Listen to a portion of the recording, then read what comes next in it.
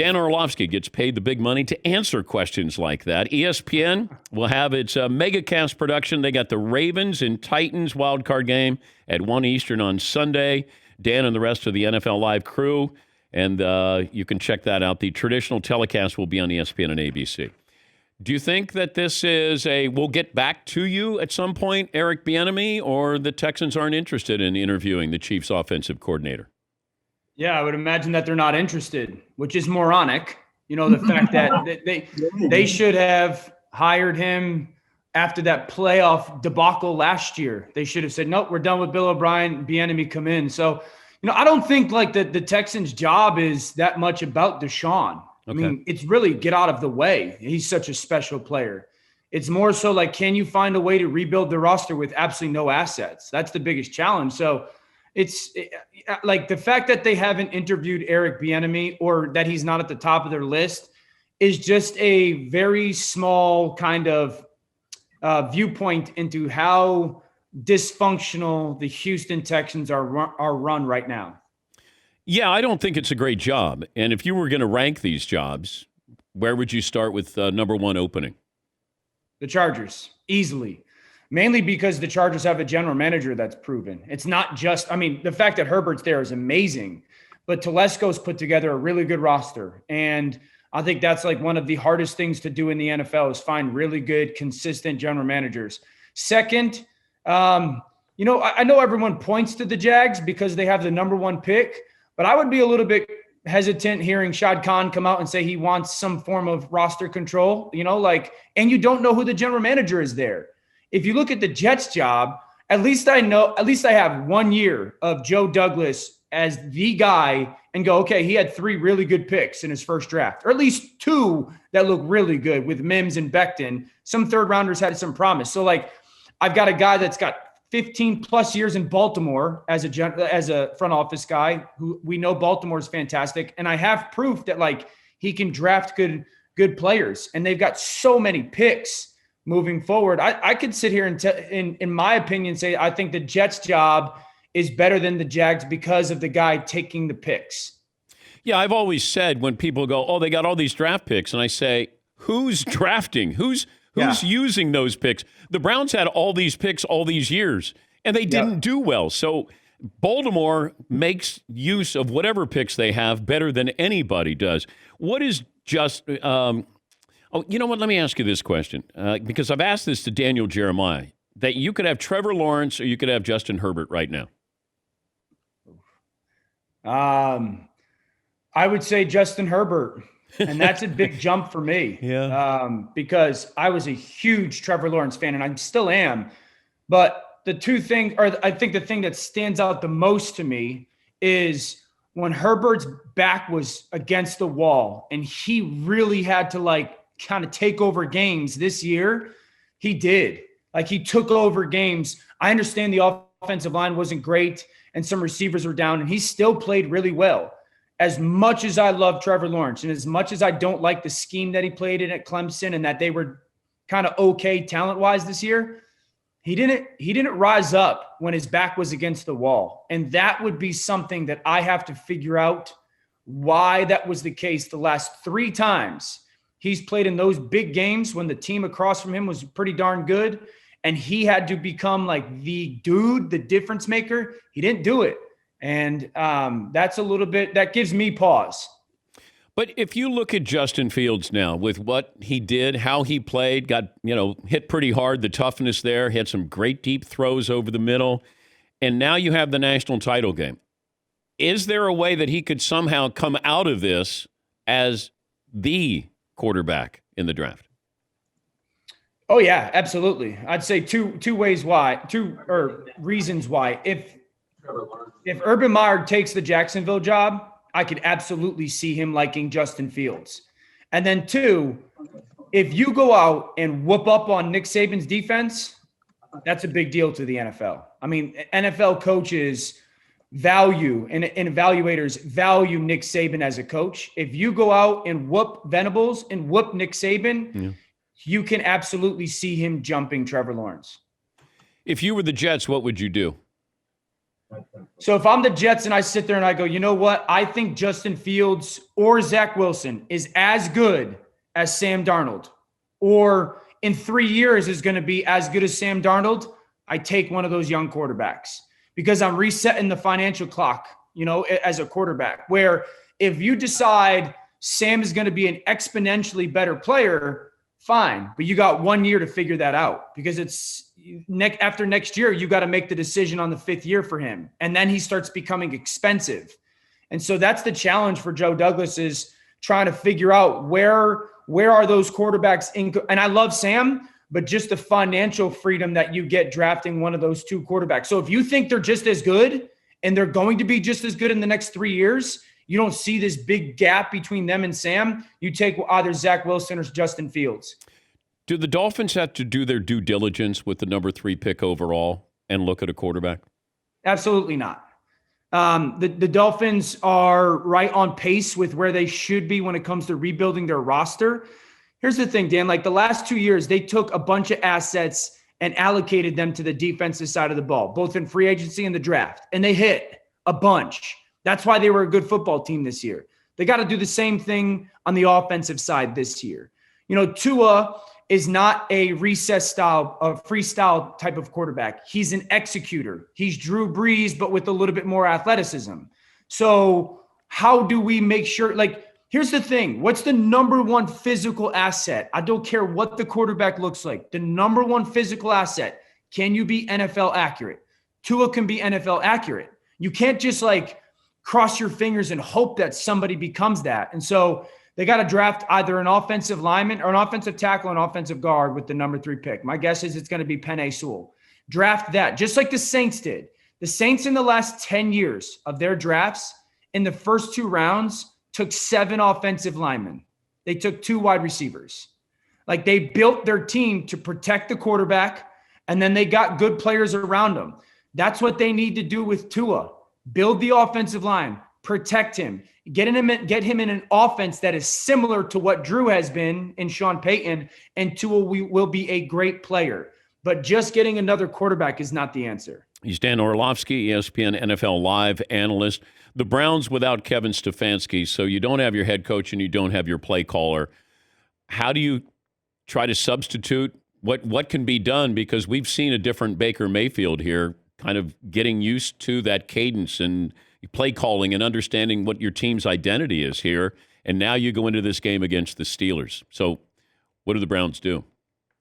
Yeah, one of the strengths of Kevin Stefanski is his opening script. The first 15, 20 plays of a game, he scripts out. And so people know, coaches grind tape all week and they figure out, okay, defenses, they like to play soft early on, so we'll get easy completions, or they blitz us, so we got to have blitz answers, or they'll play a ton of man, so we got to take shots downfield. That's what the opening script is about, is figuring out how defenses want to start games and then attacking that.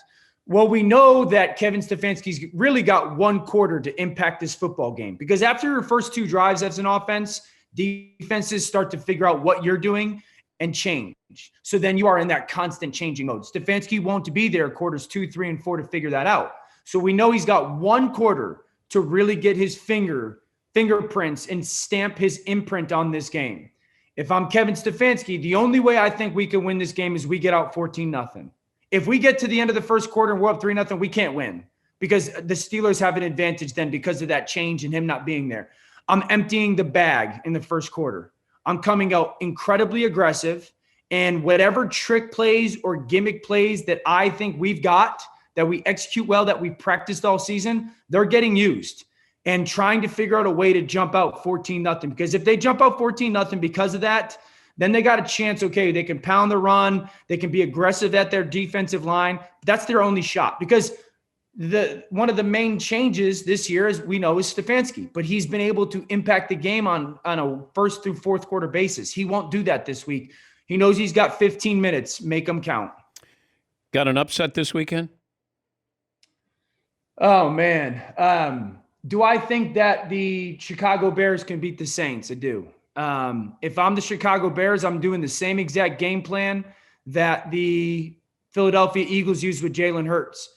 Mitchell Trubisky is going to have 8+ runs in this game if I'm them, because they play so much man coverage. basically it becomes one-on-one out in the open field with Mitchell and someone else. And he's athletic enough to make guys miss. And so I think that if they can kind of allow him to be an athlete a ton, which they've done here recently, I could see that happening. Could I see Tennessee beating Baltimore? I could. If especially early on, those two receivers, A.J. Brown and Corey Davis, make some impact and get kind of the coverage back. Derrick Henry, here's the thing. Like, I used to be with Gary Kubiak, and when we were with Kubes and we were playing against a defense that had two really good cover corners, Kubes would say all the time, we're going to make the cover corners tackle early in this game. We're going to find out if those guys want to tackle or they just want to cover.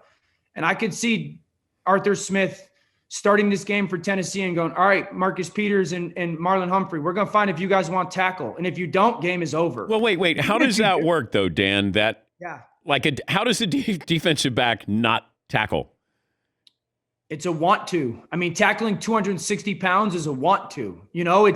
And in the run game, Dan, run game is always math, and there's always going to be one person that's left over. And then as an offense, your job is to figure out how to find who that one person is. You can scheme things up there. All right, corner, you're going to be the one guy. And you go, Derek, that's your guy.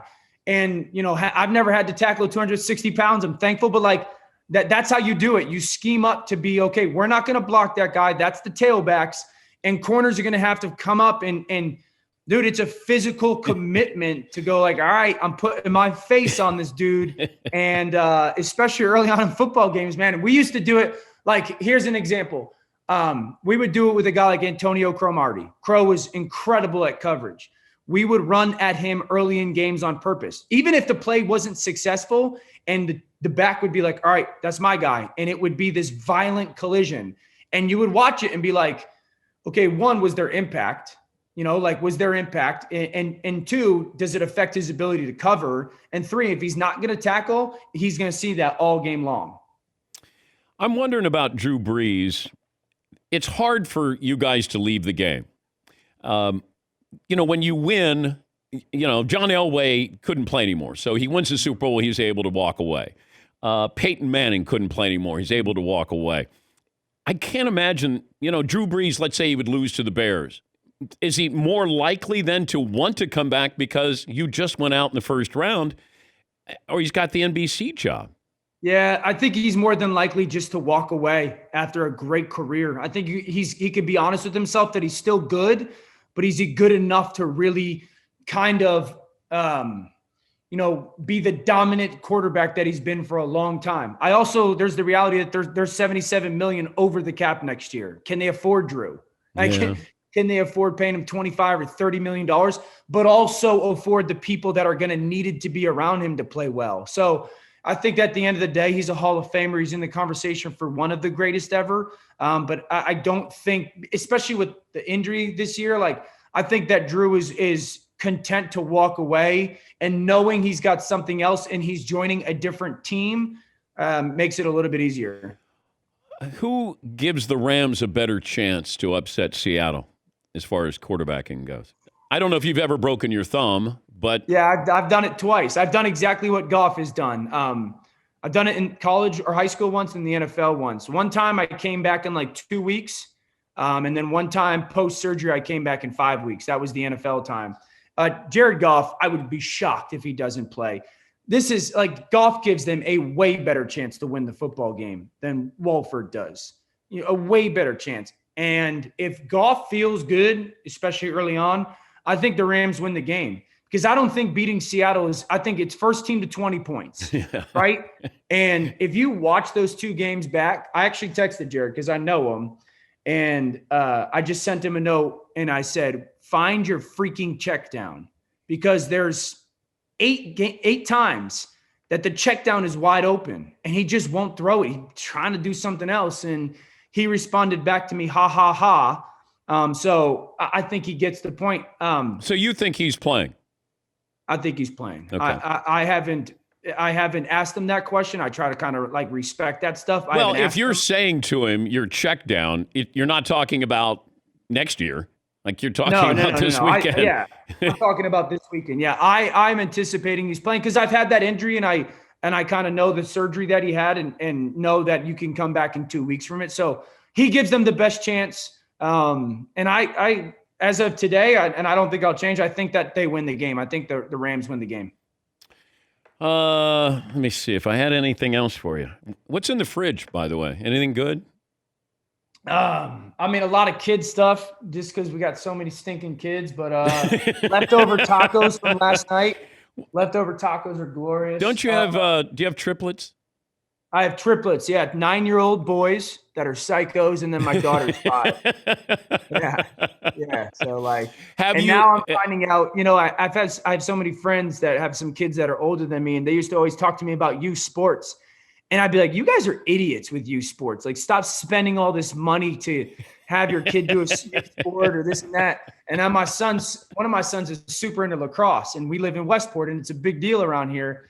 So like, I get these emails and they're like, hey, here's this six week clinic. It's $350. And I'm like, what? So that's the thing with our boys right now. Did you ever mix up the triplets? Oh, all the time. Yeah. Cause 2 of them are identical.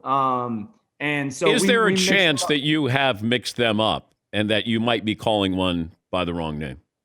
100%. There's been multiple moments where I'll be like, Madden, will you stop doing that? And like, I'm screaming for 15 seconds, like, Madden, stop. And Hunter will look back at me and be like, I'm Hunter. I'll be like, my bad. Yeah, I do it all the time. All the time, man. Hey, great to have you on again. And good luck this weekend. Have fun. And thanks for joining us. My pleasure, man. Thank you. That's Dan Orlovsky of the Mothership. They got, I think, the game of the weekend because you got the Titans against the Ravens wild card weekend. That's at 1 Eastern on Sunday. The traditional telecast will be on ESPN and ABC.